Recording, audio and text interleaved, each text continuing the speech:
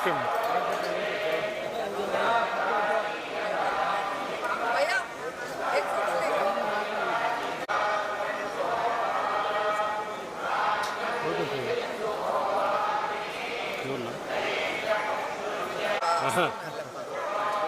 భయపెడతారే మీరు తమ్ముని భయపెట్టిచ్చేస్తున్నాను.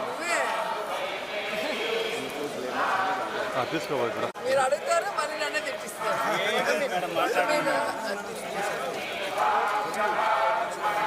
మాట్లాడండి మేడం, మాట్లాడంటారు వదిలేదు. ఓకే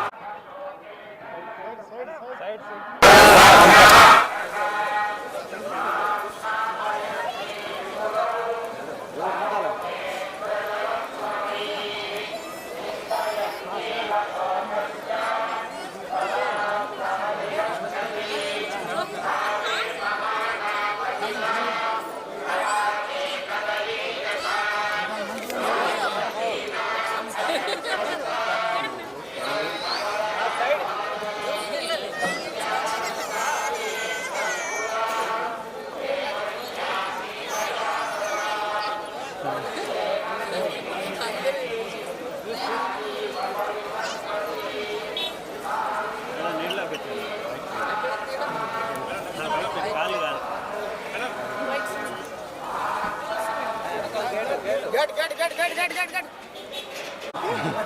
దొరికాను కదా ఏదో కాంట్రాక్ట్ చేయాలని ఉంటుంది. మాట్లాడుతుందా లేదా? నేను కాదు.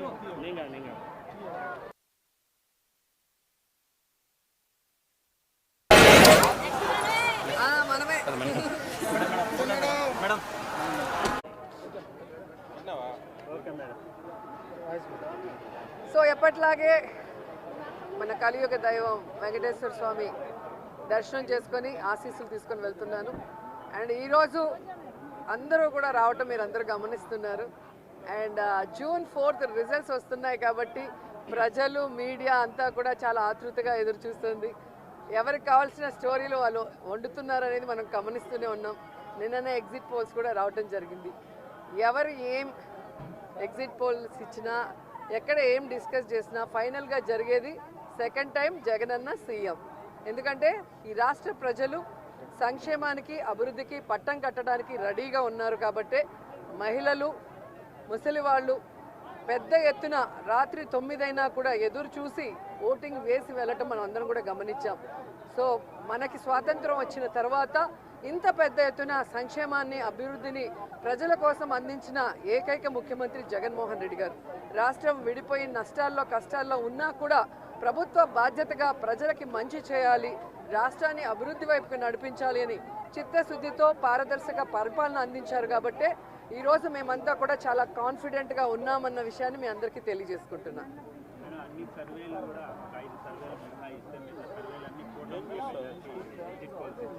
ఈరోజు కూటమి కొత్తగా పెట్టుకున్న కూటమి కాదు, ఆల్రెడీ 2014లో పెట్టుకుంది. అప్పుడైతే కొత్త కాంబినేషన్ కాబట్టి ప్రజలు ఎక్స్పెక్ట్ చేసి ఓట్లు వేశారు. కానీ 2014లో అక్కడ ఇక్కడ 2 చోట్ల కూడా కూటమి అధికారంలోకి వచ్చినా కూడా ఈ రాష్ట్రాన్ని సర్వనాశనం చేసింది. కానీ ఈ రాష్ట్రానికి ఇవ్వాల్సినది ఏమీ ఇవ్వలేదు, ఏమీ అభివృద్ధి చేయలేదు అన్నది ఈ రాష్ట్ర ప్రజలు గమనించారు. కాబట్టే ఈరోజు ఆ కూటమికి క్రేజ్ లేదు అనేది మీకు తెలుసు, మాకు తెలుసు.